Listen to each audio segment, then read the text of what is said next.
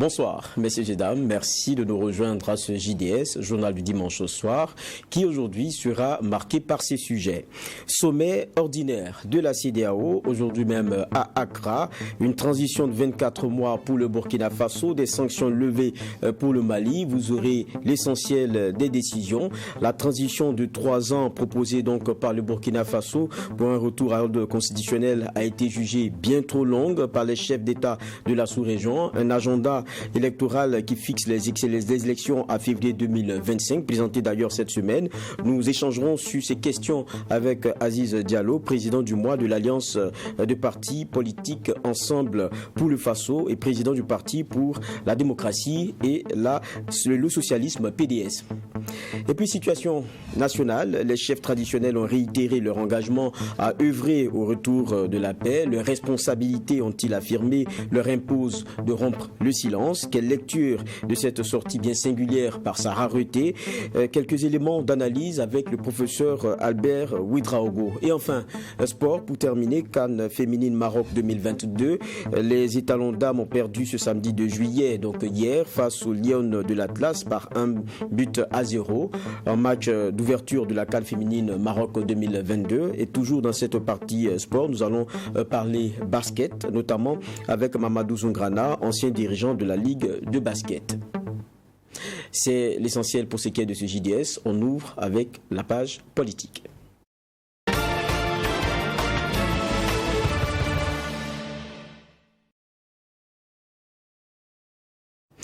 Levé, maintien ou durcissement des sanctions, les chefs d'État des pays de la CEDEAO étaient aujourd'hui même à Accra pour se prononcer sur les cas burkinabés, maliens et guinéens, dont il était attendu un agenda acceptable pour un retour à l'ordre normal.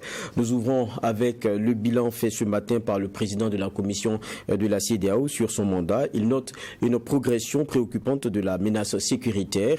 Bouraïma Soulo, notre envoyé spécial à Accra pour cette 61e session de la conférence des chefs d'État et de gouvernement de la CEDEAO pour le point.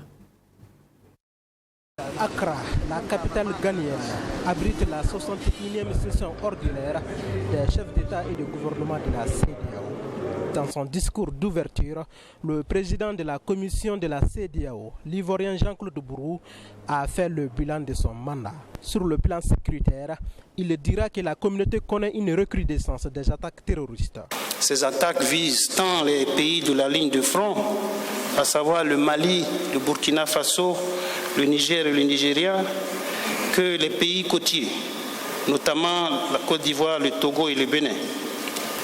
Pour le premier semestre de cette année, nous enregistrons déjà plus de 1600 incidents avec près de 3500 victimes. En réponse à cette situation, la mise en œuvre du plan d'action régional de lutte contre le terrorisme se poursuit. Concernant le volet politique, le président de la commission a un sentiment mitigé. Dans le domaine politique, notre région reste ancrée fortement dans la démocratie, puisque 12 pays membres progressent régulièrement dans la consolidation de leur processus démocratique. Cependant, les transitions en cours au Mali, en Guinée et au Burkina peinent encore, à des degrés divers, à produire des résultats probants. Le dialogue avec les autorités de la transition de ces pays se poursuit en vue d'un retour rapide à l'ordre constitutionnel, seul gage de stabilité pour résoudre les nombreux défis auxquels ils sont confrontés. Selon Jean-Claude Bourou, la prochaine menace à prendre avec beaucoup d'inquiétude en Afrique de l'Ouest est celle de l'insécurité alimentaire. Une autre menace pèse sur notre région, celle de l'insécurité alimentaire, causée par les effets combinés du changement climatique et de l'insécurité, qui engendre une crise humanitaire profonde. On observe une hausse alarmante des prix des denrées alimentaires et des produits énergétiques, ainsi que ceux des engrais, dans quasiment tous les pays de la région. Pour faire face à cette situation, en plus des actions importantes menées au niveau de chaque pays membre, la CEDEAO a mis en œuvre le mécanisme de la réserve alimentaire afin de soutenir par des contributions les pays qui en ont fait la demande. Les stocks de sécurité sont en cours de renforcement En plus du renouvellement du mandat des instances de la commission de la CEDEAO, les chefs d'État ici présents vont statuer sur la situation du Mali, du Burkina Faso et de la Guinée-Conakry. Nous le disions, Bourema Soulou est notre envoyé spécial à Accra pour cette 61e session de la conférence des chefs d'État et de gouvernement de la CEDEAO. On devrait logiquement l'avoir au téléphone pour avoir le détail des conclusions pour ce qui est des travaux d'aujourd'hui. On le disait, 3 pays devraient voir leur agenda ou propositions vues à la loupe. C'est bien le Burkina Faso, le Mali et la Guinée. Ce qu'on sait en gros pour ce qui est du Burkina Faso, il est plutôt question d'une transition de 24 mois à compter de juin. On aura beaucoup plus de précisions avec Bourema Soulou, notre envoyé spécial sur les lieux. On parle de levée de sanctions pour ce qui est du Mali et la proposition aussi guinéenne qui passe assez mal.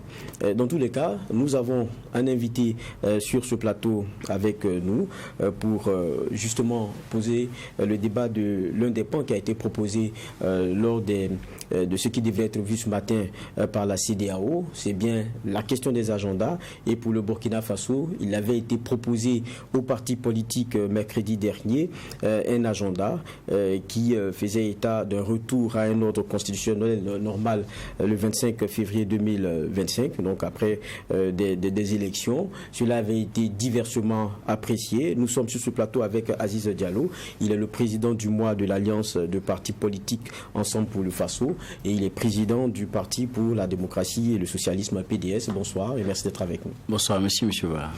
On vous reçoit parce que juste après ce qui avait été annoncé par le gouvernement, vous avez eu une réaction. Je parle des partis politiques signataires. En tout cas, vous êtes ensemble, vous êtes président du mois. Je pense qu'il y a le Sens, il y a le PUR, j'en oublie. Mais vous avez marqué en tout cas votre désaccord relativement à la démarche et à un certain nombre de points. Déjà, la première question, pourquoi déjà la démarche elle-même déjà vous dérange? Oui, je vais juste préciser qu'en plus du PDS et du Sens, vous avez le parent, l'APR Tilgré et le PUR. C'est ça. Nous sommes restés dans notre logique. Vous savez, le lendemain du coup d'État du 24 janvier, malgré le fait que nous ayons condamné le coup d'État, nous avons quand même fait des propositions à la transition dans un esprit constructif. Et à ce moment, nous avons estimé qu'une transition, la durée d'une transition devait être de 18 mois à maximum 24 mois. Donc c'est pour cela que nous avons été surpris par la sortie du Premier ministre qui fixait les transitions sur les 36 mois. Parce que de notre avis, 36 mois, ce n'est pas nécessaire. On se dit qu'une transition comme celle-là, avec des priorités bien établies et des actions qui vont dans le sens de ces priorités, devrait permettre un retour à l'ordre constitutionnel dans des délais beaucoup plus courts que les 36 mois.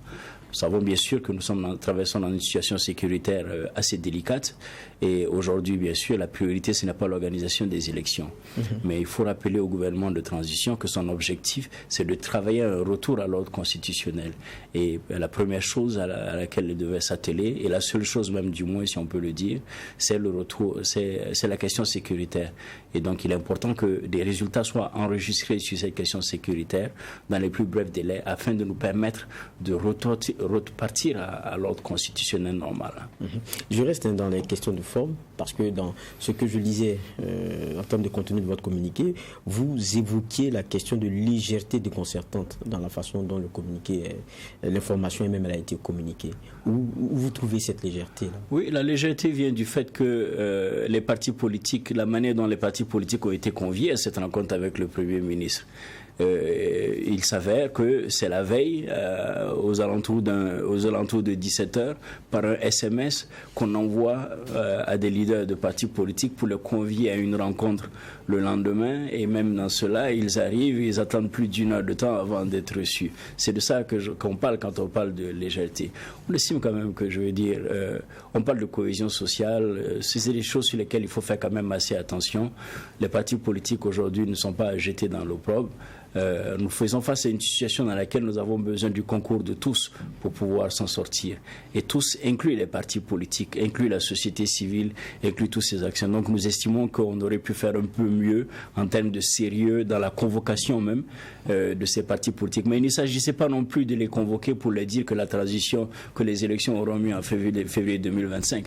Pour nous, déjà, non seulement il y a un problème avec la forme, mais le fond aussi, il y a un problème. Parce que nous sommes dans un pays qui a quand même des habitudes en matière démocratique. Et de voir un gouvernement de manière unilatérale fixer les dates des élections, c'est du jamais vu dans notre pays. Nous estimons que, en termes de fond, il y aurait pu appeler à un langage, des discussions de toutes les forces vives, pas seulement les partis politiques, mais même la société civile, et ainsi de suite. Nous sommes tous concernés par cette situation.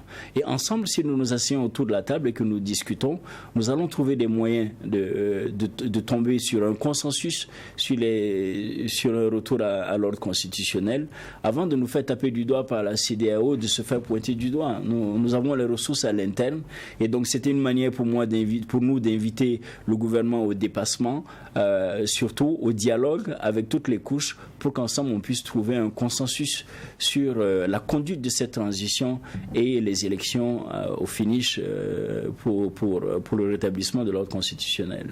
Et vous dites qu'ils ne sont pas si légitimes sur la question pour un calendrier, parce que cela devrait incomber d'abord aux hommes politiques que vous êtes en termes de discussion et tout. Mais quand on regarde aussi, quand on vous écoute, on oublie aussi qu'on est après un coup d'État. Oui, je ne dis pas que c'est aux partis politiques de décider quand est-ce que les élections devraient être organisées. Aucune structure individuellement prise n'est légitime pour le faire. Nous estimons que cela doit se faire sur la base d'un consensus de discussion. Parce que même si on appelle les partis politiques, si on n'appelle pas la société civile, on n'a pas fini le travail. Nous estimons que toutes ces composantes doivent être associées à la prise de décision en ce qui concerne la conduite de cette transition et l'adoption d'un agenda électoral de sortie de crise. C'est ce que nous disons. Nous ne faisons pas que prêcher pour les partis politiques. Nous avons une longue histoire dans notre pays et cette histoire est assez riche. Rien de ce que nous voyons aujourd'hui n'est nouveau. On avait déjà eu une transition dans le passé, mais on a quand même des acquis démocratiques. Et ces acquis démocratiques, c'est la responsabilité de tout le monde de les défendre. Et donc, ceci était un rappel à l'ordre du gouvernement pour dire que dans ce Burkina Faso que nous connaissons tous, que nous aimons tous, et que personne ne peut s'approprier le monopole de son amour, voilà la manière dans laquelle on a l'habitude de travailler. Et nous ne voyons pas de raison pour lesquelles aujourd'hui nous n'allons pas faire comme on avait l'habitude de faire. Donc au contraire, nous avons des raisons de faire encore davantage vu la situation de crise que nous traversons. Mais quand on regarde aussi les décisions, on appelle comme ça, qui ont été prises et présentées aux partis politiques, est-ce que derrière il n'y a pas aussi le justificatif du rendez-vous du 3 juillet, celui d'aujourd'hui? Mais justement, tout le problème se situe à ce niveau. On a l'impression que les choses ont été faites un peu à la hâte pour avoir quelque chose à dire aujourd'hui à Accra. Mais le Burkina ne se limite pas à la CEDEAO, le Burkina ne se limite pas à des sommets de la CEDEAO. Notre attachement à la démocratie au Burkina ne vient pas de la CEDEAO. Mais il y a des sanctions, on a vu avec le Mali, quelquefois le revers il n'est pas si supportable pour les populations, donc il y a ces enjeux-là. D'autant plus que c'est la raison pour laquelle on aurait dû... le médiateur est venu pour la première fois il y a quelques semaines, et qu'est-ce que nous avons fait de tout ce temps? On a eu largement le temps d'engager des consultations avec toutes les classes sociales, avec toutes les forces vives, pour essayer de trouver un consensus avant le sommet de la CEDEAO. Mais qu'est-ce qu'on a constaté? Rien n'a été fait dans ce sens. C'est seulement la veille qu'on nous appelle à la hâte et qu'on prépare quelque chose, et on ne demande même pas des discussions, on nous informe d'un calendrier électoral. Donc ça, ce n'est pas des bonnes manières de se prémunir de sanctions. Personne ne souhaite des sanctions pour notre pays. Nous traversons une situation qui est déjà assez délicate, surtout avec la question humanitaire et ainsi de suite. Donc il n'y a pas lieu de rajouter du drame au drame. Et pour cela, la manière de se prémunir, c'est que quand même à l'interne, que nous arrivons à trouver un consensus, ne serait-ce que créer un cadre de dialogue. Comment est-ce qu'on peut concevoir qu'aujourd'hui, il n'y ait aucun cadre à travers lequel le gouvernement et les partis politiques et la société civile se retrouvent pour échanger sur ces questions d'importance, sur cette question de conduite de la transition. Donc c'est tout cela qu'il faut revoir. Il ne faut pas attendre que les leçons viennent de la CEDEAO. Nous pouvons nous-mêmes apprendre des leçons décisions à l'interne, nous pouvons nous prendre des décisions responsables en toute indépendance, et la CEDEAO ne fera que constater qu'il y a un consensus au niveau local et que voilà, à ce moment il n'aura même pas à tenir des sommets spéciaux où on parle du Burkina Faso. On n'en avait pas besoin, on aurait pu s'en défaire. Mais c'est le fait de n'avoir pas pris les mesures qu'il faut, surtout sur les questions de dialogue et d'inclusion au niveau de la transition, que nous nous retrouvons aujourd'hui sur le banc de la communauté régionale. C'est vrai que vous proposiez, même dans le document là, la création d'un cadre de dialogue. Vous ajoutez un mot, c'est sincère. Dialogue sincère. On a vu pour des consultations électorales passées, il y a eu le débat sur la question sécurité. Est-ce qu'on est prêt? Est-ce qu'on pourra faire voter la majeure partie des Burkinabés? Il y a même des partis politiques qui ont dit il faut attendre. On pense que ce n'est pas le moment. Il y a beaucoup de priorités. Aujourd'hui, le même débat revient parce qu'en fond, on a encore la question sécuritaire. Vous dites 2 ans. Qu'est-ce qui vous donne ces certitudes? Mais justement, c'est à travers le dialogue que nous arrivons à élucider tous ces cas. Dans le passé, effectivement, il y a eu ces questions par rapport à la sécurité. Mais qu'est-ce qui s'est passé? À la fin, on a trouvé consensus et tous les partis politiques ont participé aux élections. Ça nous a coûté ce que ça nous a coûté, mais au moins on était tous unis derrière cette décision et nous sommes tous allés, vaille que vaille, nous sommes allés derrière ces élections. Et c'est la même chose que nous demandons encore maintenant. Les questions peuvent être posées de manière quand même assez claire et assez précise. Ceux qui ont la responsabilité de la question sécuritaire peuvent nous apporter des éléments de réponse qui vont nous permettre d'apprécier. Peut-être même qu'on aurait pu se retrouver et estimer que même les 24 mois, ce n'est pas suffisant. Là n'est pas le problème. Nous ne faisons pas une fixation sur 24 mois ou 36 mois. Notre fixation, c'est sur le fait que les choses ne se font pas de manière inclusive et que nous avons l'impression qu'on a un gouvernement qui prend les décisions tout seul et qui l'impose au reste de la population. Le fond du problème se situe là.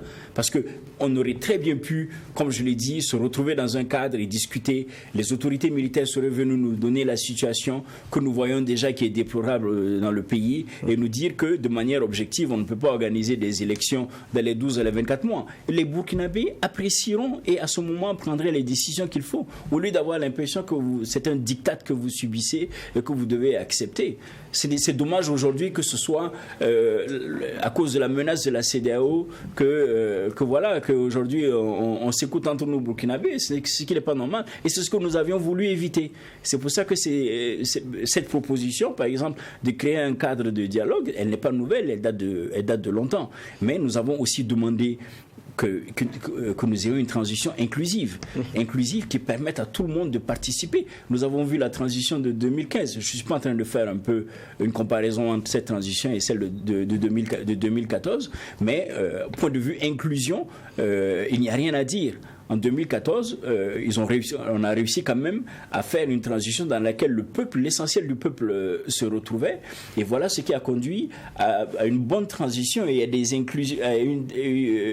élections qui ont été largement adoptées et adoubées par la suite. Et c'est ce que nous souhaitons toujours pour notre pays. Mais le contexte aussi, il est différent. Quand vous parlez de la transition récente, il y a quand même que c'est les partis politiques qui ont mis la pression pour qu'il y ait un régime qui tombe. Aujourd'hui, on est après un coup d'État, on est dans des contextes bien différents où le président Damiba, dans l'une de ses premières rencontres avec le personnel politique, qu'est-ce qu'il avait dit?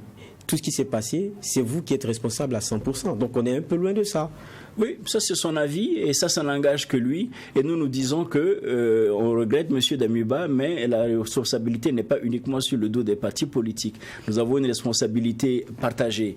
Il a fait un coup d'État, mais nous restons quand même une démocratie. Il a prêté serment sur la Constitution. La Constitution est assez claire. Si jamais il avait suspendu la démocratie, suspendu la Constitution, moi je serais quelque part dans mon verger en train de m'occuper de mes animaux. Je ne serais pas en train de parler de démocratie. Mais à partir du moment où nous parlons de démocratie, il y a des règles qu'il faut respecter. Nous avons une Constitution et cette Constitution n'appartient pas à M. Damiba ni au MPSR. Elle appartient au peuple burkinabé. Et donc nous sommes tous quelque part responsables de ce qui se passe. Nous avons notre responsabilité. Nous ne disputons pas sur l'avènement, sur la manière dont les choses se sont conduites, mais chacun a sa responsabilité là-dedans. Mais si aujourd'hui on veut jeter l'anathème sur les partis politiques et les laisser de côté et faire comme on veut, je regrette, mais ce n'est pas une bonne solution de sortie de crise, selon nous bien sûr.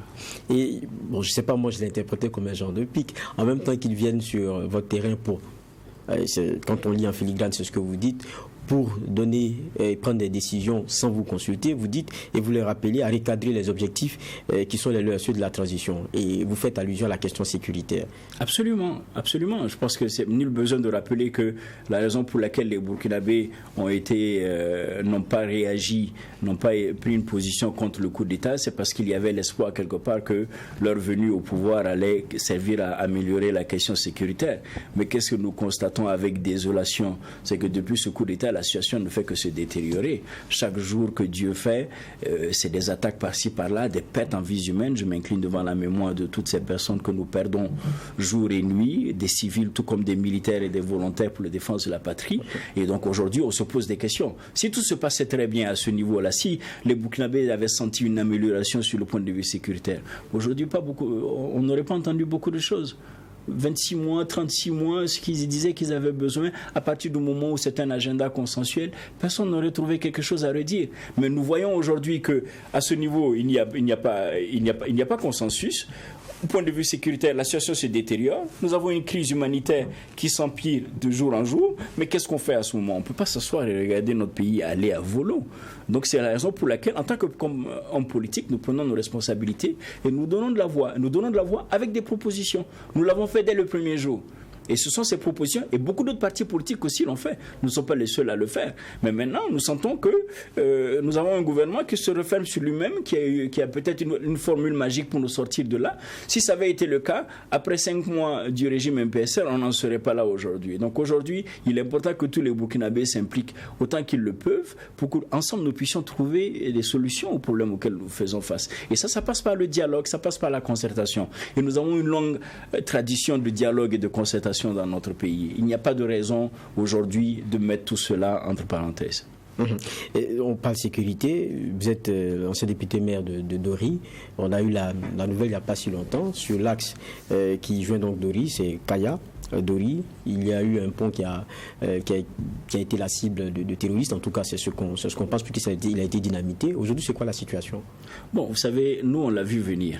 On l'a vu venir parce que, si vous voulez, ça va faire maintenant 1 an, sinon plus, que vous avez un tronçon qui se situe entre Piscila et Tougouri, où il y a eu des embuscades contre nos forces de défense et de sécurité. Il y a même un car de transport civil qui a sauté sur des mines. Il y a eu beaucoup d'actes terroristes sur cet axe. Nous avons attiré l'attention des autorités depuis très longtemps. Et donc aujourd'hui, c'est exactement sur le même endroit. On parle d'une affaire de Piscila-Tougouri, on parle d'une affaire d'une trentaine de kilomètres, et c'est surtout entre les villages de Wanobian et Naré que tout ceci se passe depuis 1 an aujourd'hui. Donc on est bafoué, on ne comprend pas comment ça se fait que sur une route nationale, celle qui relie Ouaga et Kaya et toute la région du Sahel, qu'on ne soit pas en mesure de sécuriser ce petit tronçon d'une dizaine, d'une quinzaine de kilomètres pour que ce qui s'est arrivé il y a 3 jours puisse arriver. Aujourd'hui, cela est extrêmement grave parce que c'est le seul axe qui relie Ouaga et la région du Sahel tout entière, parce que blocus sur l'axe Ouaga-Kungusi, l'axe de Djibo était déjà sous blocus. Donc aujourd'hui, vous avez une menace qui pèse, c'est pas une menace qui pèse, mais c'est une menace réelle, c'est une situation dramatique à cause de cet incident avec l'explosif sur le pont à ce niveau-là.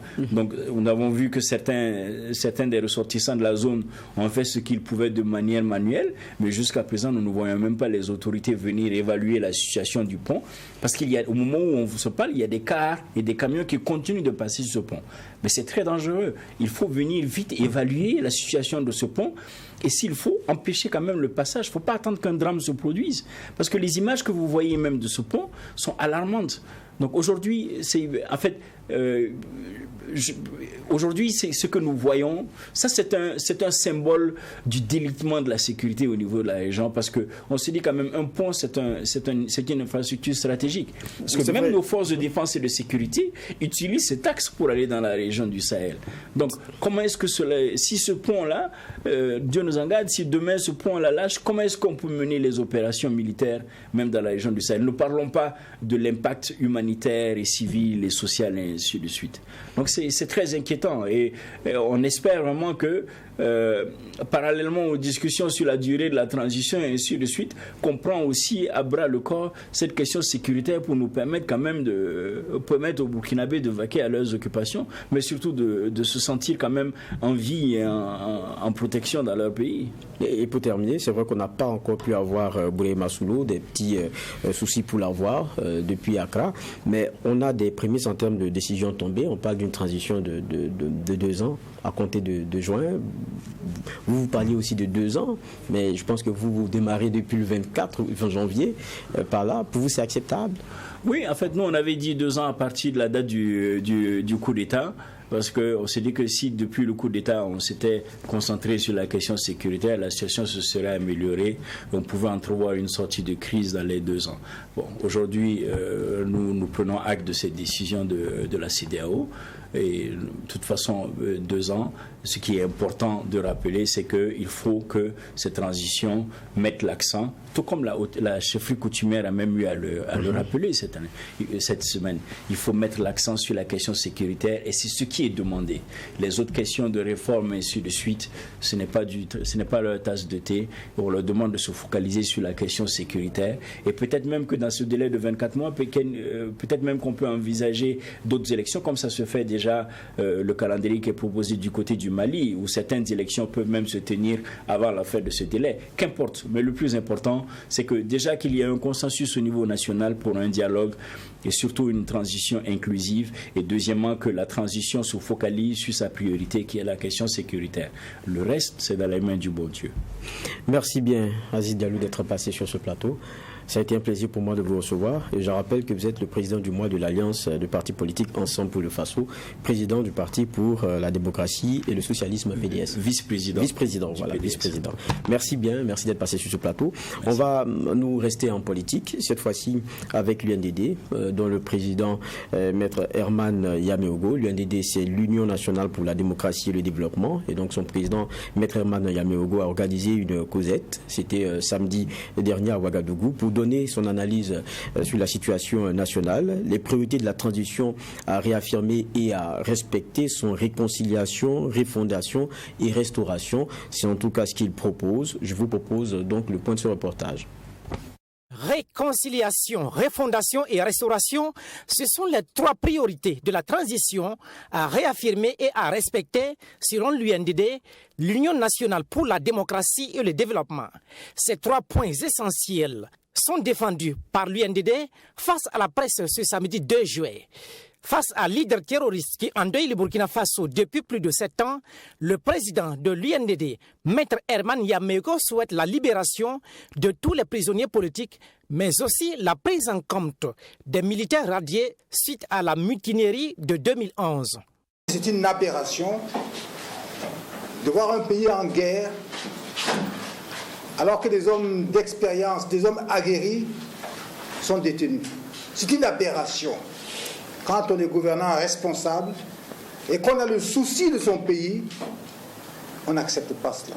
J'ai supplié de comprendre que quand un pays est en guerre,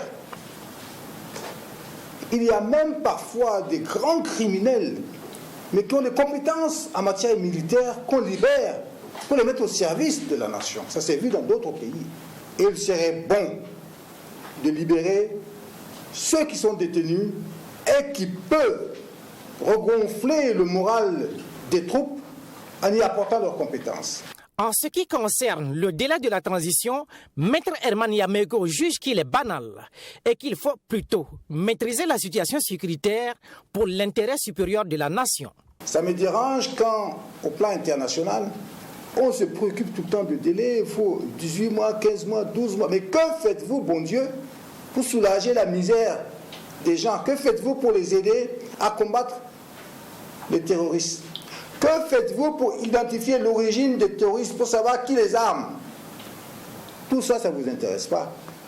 C'est aller à des élections. Des élections du reste qui sont maîtrisées, on le sait, en Afrique, et qui permettent de contrôler des gouvernants. Ce qui est essentiel, c'est le temps pour réaliser l'union sacrée, pour doter nos forces de défense et de sécurité en moyens, pour faire en sorte que la population soit unie et que dans l'union sacrée, on puisse ensemble faire face à la guerre. À la question de savoir si la réconciliation nationale engagée par le lieutenant-colonel Damiba n'est pas une illusion, le président de l'UNDD est catégorique. Il juge que c'est une première depuis l'insurrection populaire de 2014 et cela présage une sortie de crise. L'initiative venant immédiatement après la rencontre tripartite historique, moi je trouve que c'est un très bon signal. Ça présage beaucoup de choses. Pour nous, la réconciliation n'est pas uniquement politique. Elle concerne aussi l'armée, elle concerne les communautés, elle concerne la mémoire historique, beaucoup de domaines. Mais pour le moment, sur ce plan-là, c'était ces deux aspects qui nous intéressaient.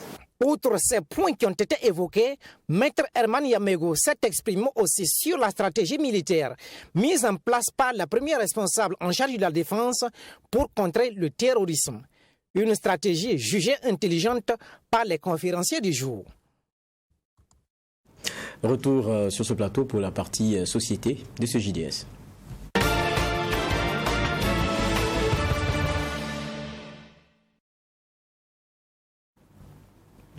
Et dans cette partie société, un sujet que nous annoncions donc en titre, au regard de la crise sécuritaire qui secoue le Burkina Faso, les chefs coutumiers et traditionnels se sont réunis, c'était mercredi dernier, au palais du Moronaba Bango, à Ouagadougou, pour réitérer leur soutien au peuple burkinabé. La cérémonie s'est tenue en présence des rois de Tinkodogo, de Ouagadougou, du Yatenga, des chefs de canton et de ministres. Le point dans cet élément. L'événement est aussi inhabituel et particulier que le lieu où il se tient. Une conférence de presse des chefs supérieurs coutumiers et traditionnels du Burkina Faso au palais du Moronaba. Préoccupés par le contexte national tout aussi particulier marqué par la crise multidimensionnelle, notamment l'insécurité, les conflits intra- et intercommunautaires, ces derniers rompent le silence face aux propos haineux et d'incitation à l'intolérance et à la violence de plus en plus récurrents sur les réseaux sociaux. En tant que dépositaire et garant des pouvoirs coutumiers et traditionnels, incarnation de nos valeurs ancestrales, acteurs de l'histoire de notre pays, nous, chefs supérieurs coutumiers et traditionnels du Burkina Faso, condamnons toute atteinte à la vie, à l'intégrité physique, morale et psychique de toute personne, quelle que soit sa race, son ethnie, sa religion, son appartenance politique et idéologique. Les propos haineux et d'incitation à l'intolérance et à la violence véhiculée à travers certains canaux de communication. Les chefs coutumiers et traditionnels rappellent par ailleurs au Burkinabé la nécessité de cultiver le sentiment d'appartenance à une même nation, la volonté de vivre ensemble et de bâtir à l'unisson une nation forte et prospère. Ils interpellent également les autorités du pays à concentrer toute leur énergie dans la lutte contre le terrorisme, le recouvrement de l'intégralité du territoire. Les acteurs politiques, administratifs, religieux et coutumiers, à quelque niveau qu'ils soient, sur le devoir de veiller au respect de l'intégrité de chaque communauté en utilisant leur leadership pour contribuer à apaiser les tensions et à réconcilier les Burkinabés. Les filles et fils du Burkina qui, pour des raisons diverses, ont des visions ou intérêts divergents avec la nation, à déposer les armes, à revenir à la raison et à la maison, pour qu'ensemble, nous bâtissions notre pays dans la paix et la quiétude. Le peuple burkinabé est aussi interpellé à manifester sa compassion et sa solidarité aux déplacés internes, mais aussi à cultiver l'union, le patriotisme, le pardon, la cohésion sociale. Les chefs supérieurs coutumiers et traditionnels ont pris l'engagement de jouer pleinement et entièrement leur partition pour la paix au Burkina Faso. Cette conférence de presse, première du genre dans l'histoire du pays, a réuni les rois, émirs, chefs de canton ou leurs représentants des différentes villes que sont Tinkodogo, Waïguya, Ouagadougou, Boussouma, Dori, Djibo, Bobo Dioulasso, Po, Dédougou et Gawa. Moment donc bien singulier pour sa rareté, nous le disions. Et pour apprécier ces questions, nous avons sur ce plateau avec nous une personne de ressources, très avertie d'ailleurs, le professeur Albert Ouedraogo. Bonsoir professeur. Oui, bonsoir. Il faut dire que vous êtes spécialiste de littérature orale africaine, mais on se rappelle qu'en 2014 déjà, vous sortiez ce essai sociopolitique intitulé Démocratie et chefocratie. C'était ça, où la quête d'une gouvernance apaisée au Burkina Faso. C'est aujourd'hui très actuel lorsqu'on regarde le sujet dans lequel nous sommes. Une sortie, je l'ai dit, elle est très rare. Bon, je ne sais même pas, enfin, de mon côté, je ne m'en souviens pas. Maintenant, je parle de ce que je sais. Donc, je parle de rareté. Mais est-ce que c'est opportun, déjà, l'opportunité? Merci. Au regard de la situation, je pense que pour certains, ces rois et ces chefs de canton ont même tardé. Parce que quand vous regardez et quand vous écoutez les réseaux sociaux, vous sentez que la population avait soif d'une réaction de ces autorités-là, parce que l'autorité politique du moment semble déborder par rapport à la situation sécuritaire. Et maintenant, les populations, ne pouvant plus compter sur ces autorités de la transition, après la chute du pouvoir démocratiquement élu MPP, mais cherchent dans le désarroi à quel soin se vouer. Et ce qui revient comme un réflexe, et c'est exactement ce qui s'est passé lors de l'insurrection populaire. Après la chute du régime, on ne savait plus vers qui se retourner. Les gens ont fait mouvement vers le palais du Moro-Naba.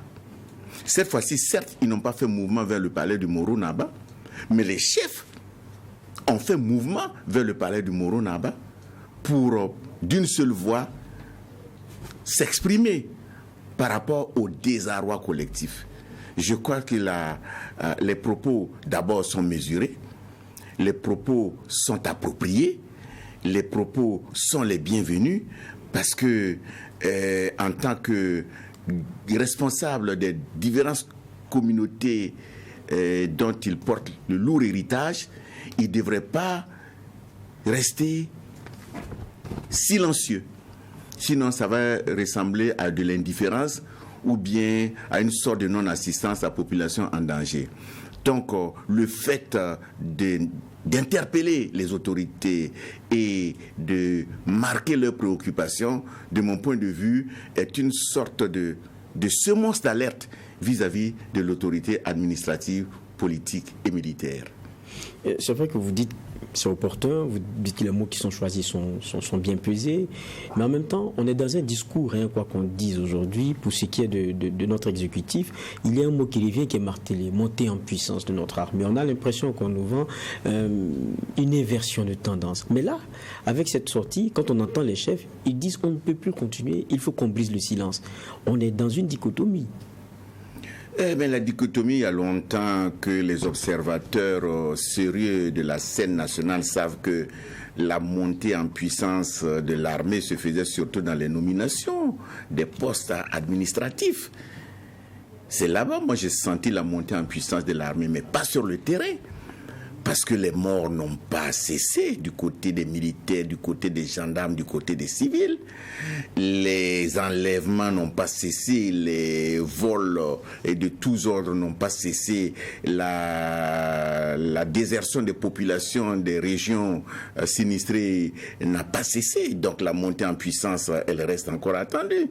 Donc pour l'instant, ce discours-là ne reflète pas la réalité du terrain, parce que cette montée en puissance, on attend encore de la voir sérieusement. On l'espère, mais on attend de la voir. Vous évoquiez tout à l'heure les audios. Des audios qu'on a vus sur des plateformes de communication et tout, qui faisaient pour certains même froid dans le dos. Et on a entendu certains dans lesquels on allait jusqu'à même être irrespectueux à l'endroit de ces chefs coutumiers. C'est des choses qu'on ne voyait pas. Qu'est-ce qui peut l'expliquer aujourd'hui? J'avoue que j'ai été incapable d'écouter l'un des audios jusqu'à la fin. J'ai eu froid dans le dos. Toute ma sensibilité culturelle s'est sentie en déliquescence. Il y a des propos que je ne pouvais jamais penser qu'un Burkinabé puisse prononcer. et continuer à penser qu'il est un homme intègre, qu'il est un homme de valeur, qu'il est un homme de dignité. Ça m'a vraiment fait très mal. Ça m'a fait très mal parce que je dis, vraiment, on est en train de tomber très bas.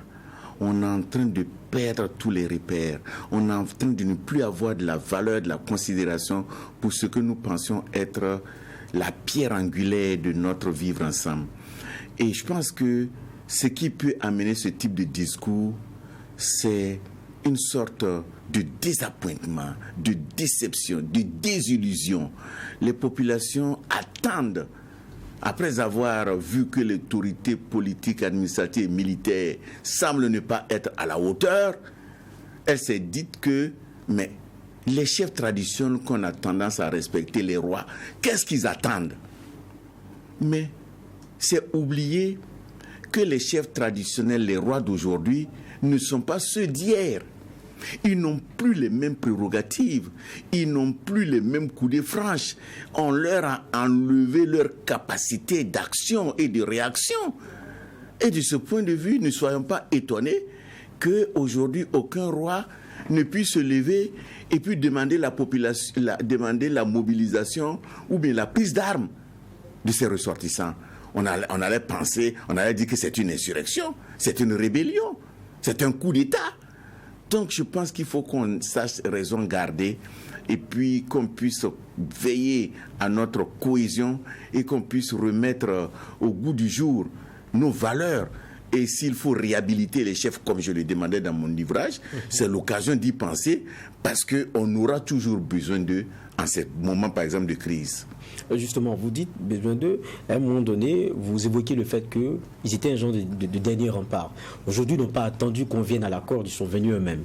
Mais est-ce qu'à force, on ne les a pas mis dans le problème, on ne les a pas impliqués au problème? Même dans les audios, lorsqu'on écoute, il y en a qui disent clairement que non, il y a certains chefs qu'on pense être ceux-là qui voguent pour l'ethnie, pour qu'il y ait celui de chez eux qui soit toujours à la tête. Est-ce que ce n'est pas à force de les invoquer qu'on les a introduits dans le problème presque? La question de l'ethnicisme est un problème qui n'est pas vraiment, de mon point de vue, majeur au Burkina. Parce que quand vous regardez ce qui se passe au Burkina, comparativement, c'est vrai que comparaison n'est pas raison, mais quand vous regardez un peu autour de nous, nous vivons mieux nos diversités culturelles et ethniques. On est quand même une soixantaine d'ethnies. Mais une guerre ethnique comme ça, déclarée, où une ethnie est vraiment décidée à en découdre avec une autre de façon profonde, durable, avec une mise en place d'une stratégie de destruction, je n'en connais pas au Burkina. Qu'il y ait de temps en temps des velléités ou bien quelques crises liées quelquefois même à des questions économiques, agriculteurs, éleveurs, et compte tenu du fait que ces activités-là sont surtout exercées par des ethnies spécifiques, bon, cela arrive, mais ne crée pas un embrasement général comme on a vu dans certains pays. Donc c'est pourquoi je suis de ceux-là qui pensent encore qu'au Burkina, la question ethnique n'est pas une question aussi cruciale. Elle est bien comprise et elle est tout à fait humaine et on peut vivre avec et de façon positive. Simplement, il y a certaines personnes qui, pour des questions d'intérêt, souvent de gains politiques, ont tendance à vouloir actionner la fibre politique. Mais vous voyez comment l'opinion réagit. Chaque fois qu'un leader politique veut tirer sur cette fibre-là, c'est haro sur le badaud. C'est cela. Et haro sur le baudet. Donc, tout de suite, il rentre dans sa coquille. Donc, je pense que quelque part, nous savons qu'il y a une ligne rouge à ne pas franchir en matière d'ethnie, en matière de religion. De ce point de vue, le Burkina, jusqu'à ce niveau-là, demeure encore un modèle dans la sous-région, de mon point de vue. Il y a une question que je veux vous ramener, mais que vous avez déjà abordée dans votre livre « Démocratie et chefocratie ». C'est la question du statut, du rôle, notamment du chef dans une société qu'on sait qui a pour référence la démocratie. Aujourd'hui, c'est à ça que nous sommes. La démocratie, c'est autre chose. Ces chefs, ils sont dans un autre paradigme. Quel statut et quel rôle dans ce genre de concomitance-là? Chez moi, il n'y a pas de contradiction irréductible entre la démocratie et la structure des chefs. Parce que toute démocratie se construit sur un socle culturel. La démocratie que nous devrons vivre en Afrique n'est pas la démocratie telle qu'elle s'exerce en Grèce, en Italie, en Espagne, aux États-Unis. Nous avons besoin de construire cette démocratie en tenant compte des forces en présence. La démocratie doit être inclusive. Si vous estimez que les chefs ne doivent pas participer de votre démocratie, vous avez exclu une partie de votre population dans le jeu démocratique. Je prends un seul exemple. Est-ce que vous pouvez me dire que l'Angleterre ou bien les pays britanniques ne participent pas de la démocratie? La Grande-Bretagne, ce n'est pas une démocratie. Ils ont un format adapté. Ah, mais c'est une démocratie. Et pourtant, non seulement je vais même plus au nord, vous allez en Belgique, vous allez aux Pays-Bas, vous avez des rois, vous avez des reines. Mais ils sont dans le moule démocratique. Vous prenez l'Angleterre, les lords ont leur chambre. Jusqu'aujourd'hui, ils sont consultés et ils participent de la démocratie. Pourquoi, quand c'est l'Afrique, on estime que nos forces d'avant la colonisation et les indépendances doivent être mises de côté? Non, c'est une mauvaise compréhension en réalité de la démocratie.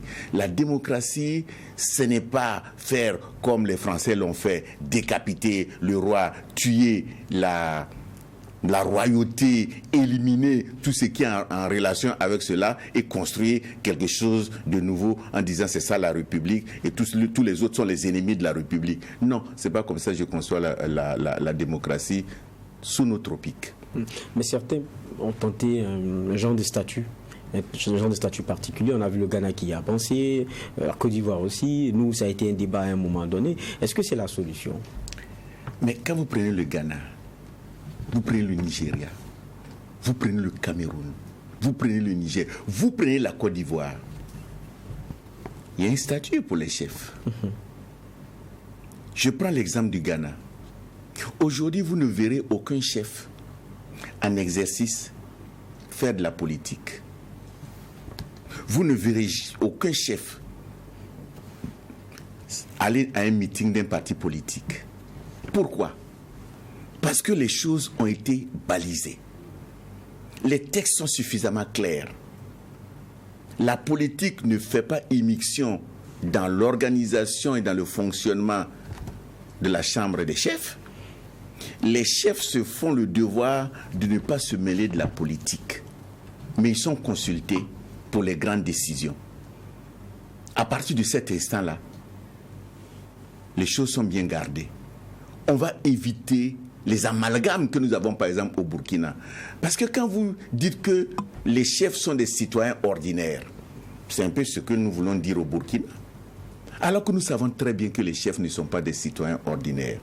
Quand nous avons fait notre enquête, les chefs nous ont déclaré qu'ils étaient des citoyens extraordinaires. Parce que quand ils disent un mot, vous avez des milliers de personnes qui les suivent. À partir de ce moment-là, vous ne pouvez plus continuer à dire une personne, une voix en rapport avec les chefs. Donc soyons intelligents pour permettre à ces chefs-là de ne pas être une entrave et des obstacles au bon fonctionnement de la démocratie.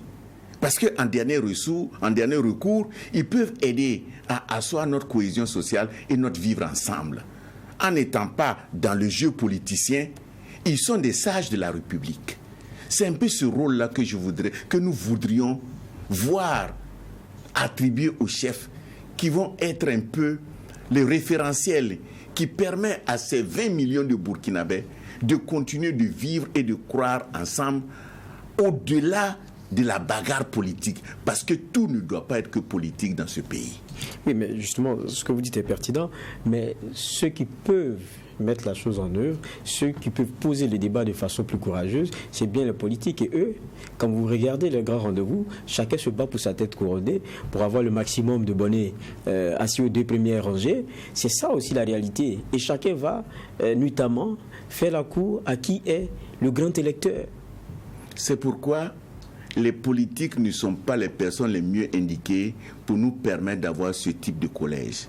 Et c'est pourquoi une période comme la nôtre en ce moment, une période de transition, malheureusement on a... Non, l'autre transition, je ne voudrais pas lui jeter la pierre.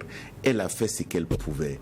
Elle s'est battue pour que la chefferie puisse s'inscrire dans notre constitution. Malheureusement, ce sont les chefs supérieurs qui ont freiné des 4 freins. Malheureusement, ce sont les chefs eux-mêmes qui n'ont pas voulu. Bon, j'essaie de comprendre. Je pense que les chefs, comme on dit souvent, chat échaudé craint l'eau froide. Parce que chaque fois dans le passé que les politiques se sont occupés des chefs, ça a été en mal. Donc, les chefs ont commencé à avoir une réaction épidermique chaque fois qu'on veut créer les conditions d'un statut les concernant. Ils ont toujours dit qu'ils vont faire un statut par eux-mêmes. Mais ça ne peut pas venir. Ça fait déjà depuis le temps de Ouézin Koulibaly, de l'AOF, que les chefs supérieurs ont voulu au Burkina avoir un statut, et jusqu'aujourd'hui, c'est un serpent de mer. Parce que tout simplement, qui est le chef habilité à convoquer les autres en vue d'atteindre cela? On est 60 ethnies. Les différentes ethnies sont autonomes. Elles n'ont pas de compte à rendre aux autres. Donc, la seule instance qui peut faire cela, c'est l'État. Je ne parle pas des partis politiques, c'est l'État, dans sa souveraineté, qui peut décider, voici le statut que nous conférons aux chefs, avec lesquels les chefs vont désormais fonctionner. Et on met en place une chambre, et désormais, on verra comment construire notre République. Pourquoi, par exemple, dans les conseils municipaux, et même dans notre assemblée, on ne vote pas un quota pour les chefs et les organisations religieuses? Un quota. Pour ne pas... Parce que la politique intéresse tout le monde. Mais tout le monde n'est pas obligé de faire la politique en rentrant dans les partis politiques. Il y a une autre façon de faire la politique. Mais nous devrons être intelligents pour inventer ces nouvelles façons de faire la politique.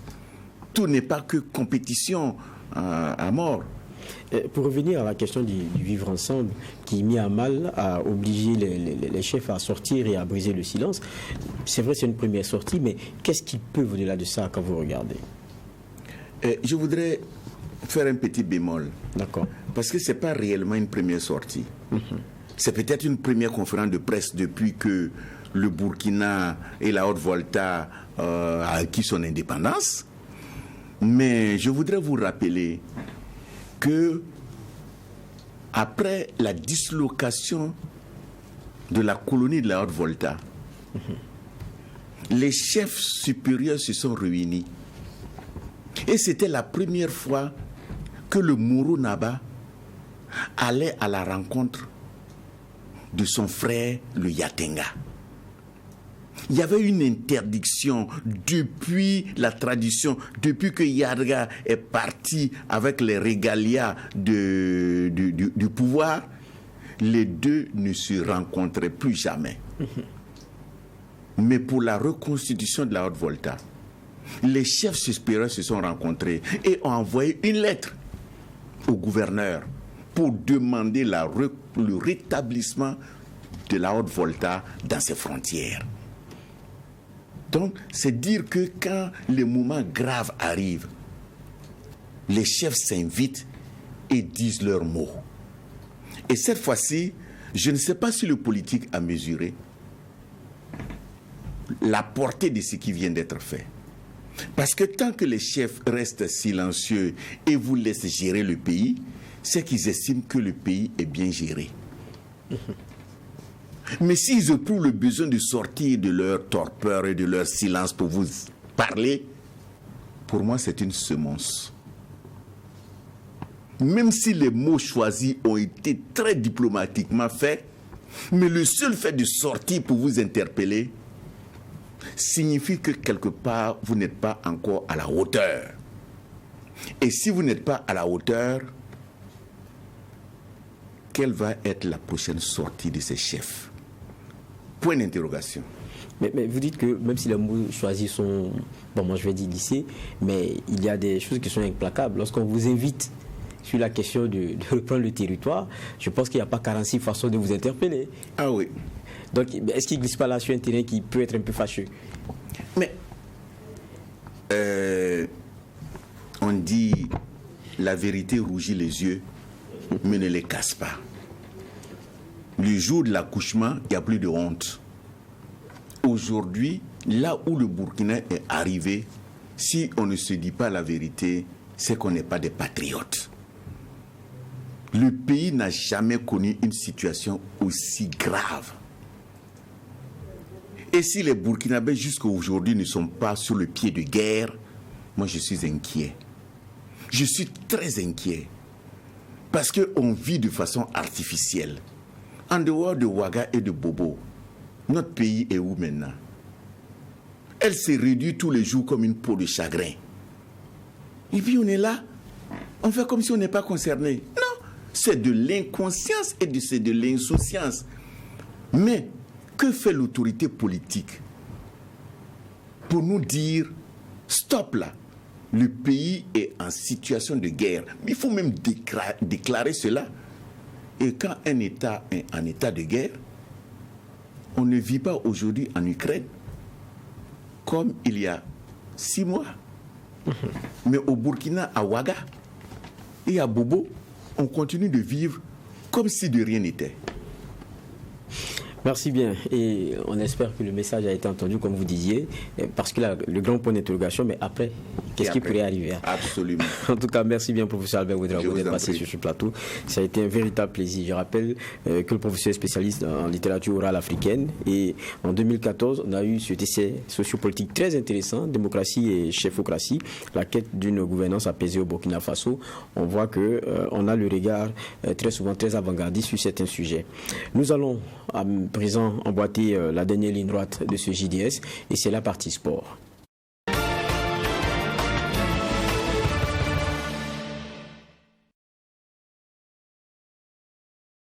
Et dans cette partie sport, nous allons commencer avec les étalons dames qui ont perdu hier samedi 2 juillet face aux Lions de l'Atlas par 1-0 en match d'ouverture de la CAN féminine Maroc 2022. L'unique but de la rencontre a été inscrit à la 29e minute par la capitaine marocaine Chebak sur un coup de pied arrêté. Voici le point de cette rencontre. Les étalons dames entrent difficilement dans cette CAN féminine en s'inclinant face au pays hôte, le Maroc, en match d'ouverture au complexe sportif Moulay Abdellah de Rabat. Mais tout n'a pas été facile pour les filles de Reynal Pedro, l'entraîneur des Lions de l'Atlas, qui ont poussé pour avoir le gain du match. D'abord sur cette frappe tendue de Amani, captée en 2 temps par Maria Ouattara, la gardienne du Burkina. C'est exceptionnel. C'est pas incroyable. À la suite, les Marocaines obtiennent un coup franc aux abords de la surface de réparation. Exécuté une première fois sans le coup de sifflet de l'arbitre Madame Mukasanga, qui était prête à aller visionner la VAR. Après consultation, elle reprend ce même coup franc. Cette fois, Gilana Chebak arrive à tromper Maria Ouattara à la 28e minute. La capitaine permet à son équipe de prendre l'avantage. En même temps, j'ai remarqué que la capitaine Burkina... Avant la pause, les Lions manquent de peu de doubler la mise. Le ballon de Amani est sauvé sur la ligne par Assanatou. Même très bien tiré, elle a même réussi à mettre dans les filets. 1-0 pour le Maroc à la pause et de retour des vestiaires. C'est une bataille acharnée qui se lance, mais sans beaucoup d'occasions. Et en fin de partie, Charlotte Milogo, la capitaine des étalons, gagne le ballon de l'égalisation, mais se loupe. Qui était en face du goal, vide. Score final 1-0 pour les Lions de l'Atlas. La prochaine sortie des étalons dames, c'est contre le Sénégal. Il y avait vraiment entre la capitaine Charlotte Bilongo. Nous sommes donc en plein dans la partie sport de ce JDS et je reçois comme il est de coutume le journaliste sportif Claude Lombard. Bonsoir. Bonsoir Geoffroy, en tout cas bonsoir aux téléspectateurs de JDS. Merci, et puis on avait promis déjà d'entame pour ce qui est des titres que nous allons être avec Mamadou Zoungrana. Il est ancien dirigeant de la Ligue de basket, visage bien connu, beaucoup plus le nom Baner, c'est cela. Bonsoir et merci d'être là. Bonjour. Je dis le prince de Bakou. Un plaisir. Mais on parlait déjà football tout à l'heure avec la rencontre de ces dames. La CAN féminine. Bon, et un coup de pied arrêté qui est un peu controversé pour certains. Tout à fait, je pense que c'est vrai que... mais quand on regarde, je pense que l'arbitre a bien fait le signe que d'attendre la VAR. Et donc les Marocaines qui ont tiré avant. Et donc ça se comprend, je pense que nous tous on a été pris évidemment dans cette situation parce que l'arbitre n'avait pas donné le coup de sifflet, donc avait bien fait le signe qu'elle devait aller regarder, qu'elle avait été interpellée par la VAR pour aller donc regarder la situation assez litigieuse. Donc pour moi évidemment voilà, mais là où on peut ça veut dire que c'était soit pénalty parce que quand la VAR a interpellé l'arbitre, c'était pour lui dire s'il y a faute, la faute est à l'intérieur de la surface de réparation. Alors qu'on a vu au ralenti que les deux joueuses étaient donc en duel. Et donc apparemment il n'y avait pas de faute. Mais elle avait déjà sifflé un coup franc. Je pense que normalement, ça devait être balle en 2. Parce que, voilà, sur l'action précisément, il n'y avait pas de faute. Elle a sifflé une faute. Si faute il y avait, c'était donc dans la surface de réparation et non en dehors. Voilà, donc là aussi, la logique n'a pas été respectée parce que à partir du moment où elle s'est rendue compte que c'était dans un duel et qu'il n'y avait pas de faute, donc il n'y a pas de pénalty. Et s'il n'y a pas de pénalty, logiquement aussi il n'y a pas de coup franc. Voilà, parce qu'il n'y avait pas faute. La faute qu'elle a sifflée, c'était consécutive à cette situation de jeu-là, à ce fait de jeu. Donc, ça devait être soit pénalty, soit le ballon était remis, mais pas un coup franc. Maintenant, bon, ça a été sifflé. L'arbitre avait déjà donc accordé le coup franc. Ils ne sont plus revenus là-dessus. Et ça a été, en tout cas, ce coup de pied malencontreux qui a pris à défaut l'excellente gardienne des étalons qui a fait une faute de main. Ça peut arriver, mais on retient en tout cas un bon engagement de l'équipe de Pascal Sawadogo. Vraiment, les filles ont émerveillé. On a vu tout ce qui a tourné autour de la préparation de ces étalons dames-là. Et là, on les voit donc au pied du mur, qu'elles montrent tout ce qu'on attendait d'elles. C'était donc la combativité. Je pense que les Burkinabés ont été frappés par cela. Je pense qu'on a vu une équipe assez conquérante des étalons qui ont donné du fil à retordre à une équipe comme le Maroc qui était donné hyper favorite avant l'ouverture de cette Coupe d'Afrique des Nations. On va rappeler que le Maroc est allé chercher Ronald Pedros qui en matière de football féminin, c'est pas n'importe qui quand même. Ça a été l'entraîneur de l'OL. Donc après, on sait que le Maroc s'est préparé pour ça. Et puis bon, le Burkina qui réussit à faire tête, va faire face à cette équipe du Maroc. Je pense que le Maroc aussi n'a pas volé sa victoire parce que elles ont dominé l'équipe du Burkina, mais qui a montré vraiment une force de caractère inouïe. Prochaine sortie des étalons, ça sera face à l'équipe du Sénégal. Le Sénégal qui a gagné aujourd'hui l'Ouganda par 2-0, un penalty et puis un but dans le jeu, ça fait 2-0. Ensuite, le match qui a suivi entre l'équipe du Cameroun et de la Zambie, ça s'est terminé par 0-0 et là, actuellement, c'est donc le match entre le Togo et la Tunisie. La Tunisie mène depuis la 12e minute 2-0. Mais ça, c'est pas encore fini. Peut-être que d'ici là, on aura le résultat. Mais en tout cas, on constate en tout cas une belle performance des étalons du Burkina. Les étalons d'Amon, on espère que la prochaine sortie contre le Sénégal, c'est vrai que le Sénégal regorge des joueuses des professionnels qui voulaient à l'extérieur. Mais qu'à cela ne tienne, le Burkina aussi a 2 joueuses qui voulaient à l'extérieur. Donc on pense que Limata et Et donc, je dirais, Juliette Nana, ben, on espère que ça va. Parce qu'avec une victoire peut relancer les choses, parce qu'il y a le meilleur troisième, il y a le meilleur troisième qu'on prend dans ce groupe-là, donc le Burkina peut toujours espérer. Bon, laissons les objectifs à minimum, on aime trop les calculs. Donc il faut bien laisser ça. C'est vrai que non, mais c'est quand même la première participation du Burkina. Oui, mais c'est quand même une première participation du Burkina à ce niveau de la compétition. Maintenant, nous tous on est d'accord avec ces 15, il y a l'euphorie, mais en même temps aussi, n'oublions pas la réalité qui est là. Donc il faut avoir le triomphe modeste. On a vu ce qui s'est passé et je pense que Rome ne s'est pas construit en un jour aussi. Donc il va falloir prendre du temps pour préparer cette équipe-là, pour construire cette équipe-là. Pour déjà, avec ce qu'on a vu, on sent que avec les recruteurs qui sont là, il va s'en dire qu'après cette Coupe d'Afrique des Nations, je ne serais pas étonné de voir 1, 2 ou 3 joueuses qui filent à l'extérieur, qui vont donc goûter à l'aventure professionnelle. Moi, je ne suis pas étonné par rapport à ça. Vous suivez aussi le foot féminin de temps en temps, quand même? Pas du tout. Que je vous parle franchement. Oui. On vous connaît franc, donc allez-y. Sincèrement. Le football féminin. Bon, le football même national. Non, je comprends votre chose. Mais c'est vrai que vous êtes vraiment basket. Mais, non, de toute façon, ça bagarre avec le football là. On va éteindre ça. Petite réaction aussi, parce qu'il y a une nouvelle aussi qui est tombée, je pense que c'est hier ou ce matin. Bon, il y a la question de la CAN, la Coupe d'Afrique avec le report dû à la réalité de la période et tout. Est-ce que ça, on ne devrait pas voir venir depuis longtemps? Tout à fait. Je pense que depuis le départ de Issa Yatou, l'Afrique ou la Coupe d'Afrique a perdu un peu de son africanité, si je peux m'exprimer ainsi, parce qu'on a vu tout ce qui est venu comme innovation, comme changement dans le football africain.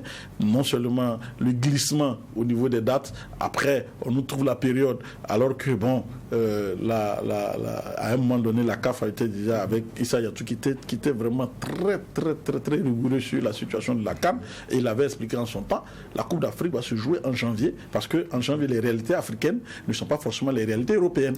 Maintenant aussi, ça montrait aussi le caractère du football africain, mais comme on dit, face à la pression et le lobby des grands clubs européens qui ne veulent pas laisser partir leurs stars du côté donc, de la Coupe d'Afrique, parce que c'est un mois assez compliqué pour les clubs en Europe, où en tout cas le titre peut se jouer là-bas. En tout cas, c'est un tournant décisif, ou du moins important. Ça fait que les clubs rechignent à laisser partir leurs meilleurs joueurs, qui sont pour la plupart aussi des Africains, il faut le dire. C'est quand la Coupe d'Afrique se joue en janvier qu'on connaît la valeur des joueurs africains, parce que à partir de ce moment, on voit que toute l'Europe tremble par rapport à ça. Et donc, avec le lobby qui a été fait, est-ce que la CAF allait pouvoir tenir longtemps? Ça, on l'a vu. C'était pas si sûr, mais là, tout le monde entier est rattrapé par la réalité. Et les lobbies européens et les dirigeants de la CAF, on se rend compte que, évidemment, en Afrique, il faut tenir compte des intempéries, surtout au mois d'août, juin, juillet, août, c'est difficile de jouer, et je pense qu'on est rattrapé par la réalité des faits. Baner, quand on regarde, c'est vrai qu'on parle football, c'est pas forcément votre tasse de thé, mais on parle organisation aussi au niveau continental. Très souvent, on a l'impression que nous, on aime aller buter sur le mur avant de commencer à revoir un peu nos ambitions. Ça se passe avec un sport qui glane beaucoup d'argent et qui cristallise beaucoup d'attention. Et même dans le basket, c'est un peu pareil par moment. Pour les grands rendez-vous continentaux, par exemple. Non, au basket, c'est autre chose, parce que nous, on a des salles couvertes. On n'a pas de problème, même si on le joue en août, en quoi. Même organisationnellement, quelquefois. L'organisation, je peux dire que FIBA Afrique, quand même, est devant. C'est un truc. Ils sont beaucoup avancés. J'ai vu, vous avez vu qu'ils ont lancé actuellement avec FIBA et la NBA la balle. Voilà, pour un peu encore donner plus de tonus au basketball africain. Mais là, tout ça là, c'est les pays il faut que les pays s'organisent. Voilà, il faut que vraiment les moyens, parce que là, vous pouvez faire venir des Américains, dans votre club pour pouvoir jouer. Ça, c'est les clubs. La balle, là, c'est comme la NBA en Afrique. Non, mais quand on regarde la balle, ça n'a rien à voir avec ce qu'on a l'habitude de voir. D'abord, les images sont clean, techniquement, c'est posé. Quand vous regardez les joueurs, les coachs sont des expatriés. Parlons comme on parle habituellement. Quand vous regardez, même les joueurs, ils n'ont pas fait. Oui, non, ils n'ont pas fait. Ça, c'est vrai. C'est ça la réalité. Je suis d'accord. Mais en fait, c'est comme je dis à tout et chacun, c'est la vision. C'est cela. Tout est vision. Le Sénégal aujourd'hui a construit une arena qui est plus jolie que celui de Rwanda. Et la Côte d'Ivoire veut construire une autre arena plus jolie comme celui de Dakar. C'est une question d'ambition. Et le Burkina, on a un palais de sport quand même. On a un palais de sport, le parquet n'est pas bon. Depuis qu'on a construit ça, nous on a fait ça, on nous a insultés de partout. Quand tu veux parler, on dit notre Baner parle beaucoup. C'est pas bon. C'est dépassé, il est dépassé. Notre palais est dépassé. Quand les experts sont venus pour regarder ici, ils nous ont dit c'est dépassé. Chez nous, c'est de la gomme. Ok, le parquet se joue avec c'est une matière comme du bois. Quand vous jouez là-dessus, ça doit pouvoir retenir les chevilles et consorts. Mais ça, dès que vous tombez, c'est du ciment. Vous montez. Donc ça fait mal aux chevilles. On a parlé des parquets. Il faut mettre des parquets. Ça ne dépasse même pas peut-être 5 millions ou 10 millions. Mais on est incapable depuis qu'on a construit le palais. On a parlé de ça. Mais on n'écoute pas. On prend des gens qui ne connaissent rien dans le domaine, on les donne les trucs, ils construisent et puis c'est là. C'est tout. Quand vous regardez, c'est comme ça ici. En tout cas, on a dit que le palais des sports, à chaque fois qu'il pleut, c'est inondé parce qu'il y a une nappe. Ça aussi, il faut le dire. Bon, ça c'est tout à fait. C'est peut-être tout. C'est le travail, mais vous prenez vos stades où il n'y a plus. Les gazons sont partis à l'eau. C'est la même chose. C'est la même chose. Regardez actuellement le terrain de la Maison des Jeunes. C'est très beau. Mais ils ont oublié que nous sommes dans un pays de soleil. Aujourd'hui, on ne construit plus des terrains comme ça. Ces terrains sont construits avec des hangars, des halls. C'est comme ça c'est construit. Mais vous venez construire des terrains chez nous avec des matières un peu plastiques. C'est vrai que c'est bon. En matière, pendant la saison froide ou quoi, il n'y a pas de problème. La chaleur, vous ne pouvez pas.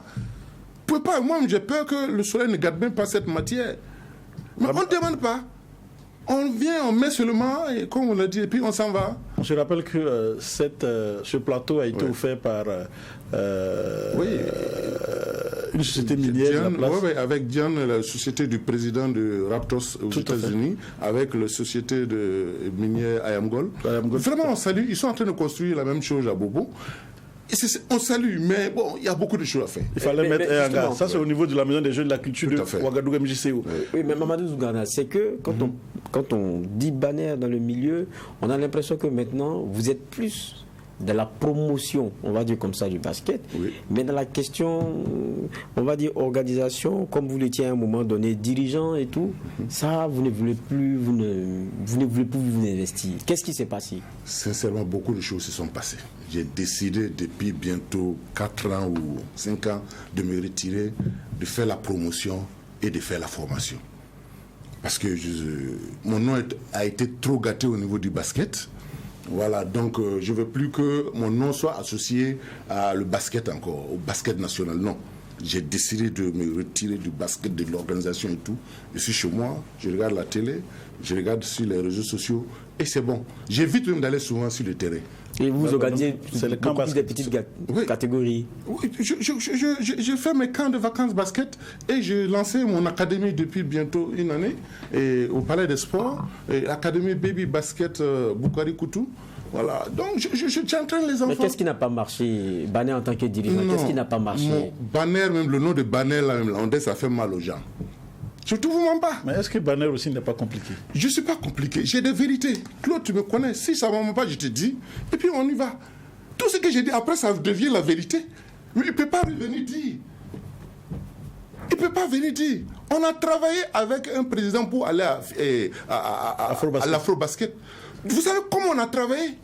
On s'est donné, on a mis les meilleurs hommes autour du président pour pouvoir travailler, pour aller à l'Afro-Basket. Mais quand on est venu de l'Afro-Basket, c'est passé. Choix. Et c'était l'erreur à ne pas commettre. C'était l'erreur à ne pas commettre. Mais pourquoi vous n'êtes pas resté pour soutenir justement... Non, quand tu ne veux pas écouter quelqu'un, ça arrive toujours. C'est moi qui j'ai amené ce président. Et je lui ai dit ce qu'il était. Au début, on a travaillé les 2 ans, on a fait les baskets. Tout le monde, même le football nous enviait en ce moment. Tout le monde parlait du basket partout. On disait que le basket était revenu. On a travaillé, faire venir tous les expatriés, nos parents, les gens qui sont aux États-Unis, en Europe. Ils sont venus. On a fait une formation, c'est la première fois qu'on prenait un Européen pour l'équipe nationale. Entraîneur national. Tout à fait. Nous, on a dit, on partait là, c'était pas pour venir quoi que ce soit. Moi, j'ai dit, c'était pour partir pour apprendre. C'était notre première fois. 50 ans. C'est la première fois qu'on partait à l'afro-basket. On revient, on a été dernier. Moi, je dis, c'est pas ça le problème. Travaillons. Il y a un expert qui nous a dit là-bas, et la semaine, ça va être au président de l'État, il a dit, votre erreur, c'est de ne pas venir au prochain afro-basket. Quand on est venu, on a dit, faisons le calcul, faisons le bilan. Quand on a dit bilan, ça fait mal à certaines personnes. Et voilà où est venu le problème. Donc on s'est écarté, non, je me suis écarté, j'ai laissé. Ceux-mêmes qui avaient commenté, ils ont travaillé. On a pris l'argent, je vous dis la vérité, on a pris l'argent du ministère, payé des clubs à 500 000 pour battre Bader, quand je voulais être président. Et on a vu la suite. Or, quand je passe ici, demain, ils vont venir s'asseoir ici, dire autre chose. C'est ça, souvent, j'évite de parler dans les... Parce qu'ils sont assis face à moi, je les parle, j'ai souvent certaines choses. Je connais. Mais si on peut donner 500 000, on voit que les prix aujourd'hui au basketball, ce n'est plus ça. Avant, quand même, on pouvait gagner. Maintenant, c'est 20 000. C'est le plus mon problème. C'est les clubs qui veulent ça. Aujourd'hui, je te dis la vérité, ceux qui gèrent le basket aujourd'hui, les clubs, connaissent rien du basket. Non, mais la plupart ne connaissent rien du basket. C'est pas un peu fort, ça? Non, je vous l'ai dit. Celui qui est à la tête de l'AS Douane ne connaît pas le basket. Celui qui est à la tête de l'AS... Je l'ai dit, je n'ai pas peur de quelqu'un. Il n'a pas joué au basket, il ne connaît pas les fonds du basket. D'accord. Ils ont les moyens, ils ont le basket, ils ont les gens qui jouent, mais ils ne connaissent pas la réalité du basket. D'accord. Je le dis, s'ils veulent, ils n'ont qu'à venir ce soir, mais dire où ils ont joué. Je les connais. L'USFA, c'est la même chose. L'AS, la police, comment on appelle, Sunabi. Ceux qui connaissent le basket ne peuvent pas démarrer. Et ils sont là-bas, en bas, c'est eux qui font la formation, qui ont fait le basket, qui connaissent les rouages de tout du basket. Ils connaissent. Mais quand ils vont, on dit, avant de commencer d'abord, on doit dire, en petite catégorie, voilà combien on vous donne. On va engager ces 25 000 francs, on vous donne. Claude, si tu veux jouer pour 25 000, tu joues. Une paire de chaussures même coûte combien? Si tu dois payer 12 paires, une paire de bonnes baskets coûte dans les 25 000 à 30 000 francs aujourd'hui. Même dans les friperies, le moins cher c'est 15 000. Et tu dois payer, donner. Après tu finis, on vient te tendre 25 000 francs, prends, donne aux enfants. Quand j'étais président de la Ligue du centre de basket, j'ai dit, je ne donne pas de l'argent aux petits cadets. Minime cadet, non. J'ai tout joué des coupes. Minime cadet, tout le monde le connaît. Je vais donner au moins 50 000 à 60 000, le premier à 75 000 francs. Je vais donner à une société, comment on appelle, à un magasin d'habillement ou qui vend les articles de sport. Je te donne, voilà l'argent du premier au deuxième au troisième. Ils vont venir prendre du matériel, des ballons, des quoi. Ça les permet. Mais tu prends 25 000 francs, tu donnes même celui qui a pris, mais on ne sait pas ce qui ça va arriver aux enfants. On est parti de 1 million. Et aujourd'hui, on ne sait pas combien on en est. Si je parle, on dit Bané parle. Mais est-ce qu'aujourd'hui, on sent qu'il y a quand même une accalmie quand même dans le basket? Non, la bagarre est finie. Moi, je ne fais pas bagarre avec quelqu'un. Non, je vais dire, bon, non, dans le basket, en tout cas, on a vu la grosse bagarre qui a tourné autour du basket, qui avait paralysé le basket. Oui, ça c'est entre eux. Moi, je suis parti il y a longtemps. Aujourd'hui, qu'est-ce que vous pensez de la fédération qui est là? Mais ça va, quand même, les compétitions se tiennent. Ça se tient comment? Avant, il n'y en avait même pas du tout. Ça se tient. Oui, si c'est pour jouer, il faut jouer. Vous savez, le football, quand c'est juste un aller-retour. En aller-retour. Claude, tu es d'accord avec moi pour jouer un club? Tu t'entraînes 7 mois et tu joues 1 mois de compétition. Vous pensez que ça c'est bien? 7 mois que les équipes sont en train de s'entraîner. Les présidents financent chose. Et tu vas venir jouer 1 mois. Aujourd'hui, si on dit de mettre une équipe compétitive à plat, vous allez mettre quoi? Pendant ce temps que les gens ont 40, 50, 60 matchs de compétition, les enfants. Vous jouez. Regardez même les enfants. On joue seulement aller simple. Comme ce que les garçons font. On prend le premier de Bobo, on prend le premier de Ouara et dit allez jouer. Non, parce que je ne veux pas être comptable de tout ce coup-là. Est-ce que ce n'est pas un problème de moyens aussi? Est-ce qu'il y a les moyens? Claude, moyens là, c'est la vision. Si moi, là, quand je voulais être président, là, j'avais tout arrêté, tout ce que je voulais. Et avec des personnes avec qui voulaient m'accompagner. Ce que je ne peux pas. Si tu as promis aux gens de faire un championnat, fais des championnats normaux. Prenons l'exemple même de la sous-région. La Centrafrique est en train de jouer la fenêtre pour aller à la Coupe du Monde. Tout à fait. La Centrafrique est en train de jouer. Ils ont les mêmes problèmes que nous. C'est une vision. Le président ivoirien de la fédération, il a pris au même moment que nous. Il a envoyé son équipe. Son équipe a battu l'Angola. Il vient de battre l'Angola hier. Le Mali aussi est dans les mêmes problèmes que nous. Les petites catégories viennent de battre, je ne sais pas quoi. Je viens de suivre ça dans le chose. Sauf que les grands, on vient d'éliminer les grands parce qu'ils ont refusé de jouer à cause des primes. Tout à fait. Mais ils ont une équipe nationale. Est-ce que l'équipe nationale du Burkina existe encore en basket? Claude, tu me fais parler. Ça existe. Il y a le papier. C'est quoi? C'est que mais depuis 2 ans, on ne voit pas d'équipe nationale. Depuis 2 ans. Depuis plus de 4 ans, il n'y en a pas. On ne s'engage pas ou bien c'est quoi? Parce que c'est vrai qu'on depuis la basket, on n'a plus vu. Hein. Bon, je ne sais plus. Bon, je pense qu'on va venir sur dans quoi vous êtes maintenant. C'est les camps basket. Parce qu'on a l'impression que quand vous en parlez, vous avez beaucoup mal. Mais, bon. Mais vous avez encore beaucoup à apporter. La frustration, quelquefois, elle disait... Ça me fait plus mal. Tu sais comment j'ai grossi? J'ai grossi. Pendant que j'étais au basket, j'avais trop de pression, ma tension était montée. Maintenant, ma tension est normale. Le problème ne m'intéresse plus. Bon, les camps basket, comment ça se passe? Les camps de vacances, ça marche bien. Ça fait 24 ans que j'organise. Okay. 24 ans. Avec pas moins de 500 à 300 enfants par an. Avec 5 sites, je viens d'ouvrir le site on ouvre le site de Samba cette année. Pour permettre à ceux de Samba, Bargo et puis Nyoko de venir à Samba et ceux qui sont là-bas pour faire approcher les enfants des choses de leur camp. Mais oui, mais quand vous dites ça, quand je ne m'intéresse plus, vous avez l'académie de basket, vous avez les camps basket. C'est pour quand même inculquer à ces enfants-là l'amour du basket et la pratique du jeu. Et qu'ils puissent s'améliorer, c'est pour pouvoir jouer aussi. Mais s'il n'y a pas de compétition, comment ces enfants peuvent jouer? Je les envoie dans les clubs. J'ai dit, je ne peux pas mettre un club. Moi, je forme. Je suis un formateur. Aujourd'hui, je suis allé regarder souvent, j'ai souvent peur. J'ai souvent honte de regarder des seniors en train de jouer bizarrement. Il n'y a pas de fondamentaux. Il y a beaucoup de lacunes. Trop de lacunes. Faut pas aller. Non, souvent ça fait mal. Donc je me suis dit, on va travailler, je repars à la base. Je vais travailler avec les enfants. Tout à fait. Et puis je vais les inculquer ce que c'est que le basket, les fondamentaux.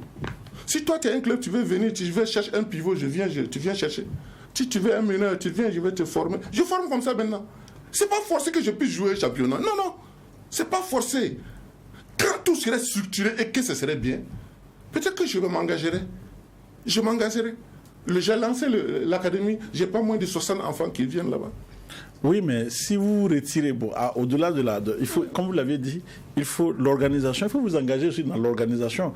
Vous avez démissionné de la Ligue, je pense. Oui, non, j'ai laissé la Ligue, je voulais être président de la fédération. Vous avez voulu... Mais c'est pas ça. Est-ce que c'est ça? Est-ce que c'est le fait que... perdant? Non, je reconnais. Hein. Quand on m'a battu, je suis allé saluer le gars et puis j'ai pris ma voiture et je suis rentré chez moi. Et je n'ai plus de problème. Non, moi je suis frère pays.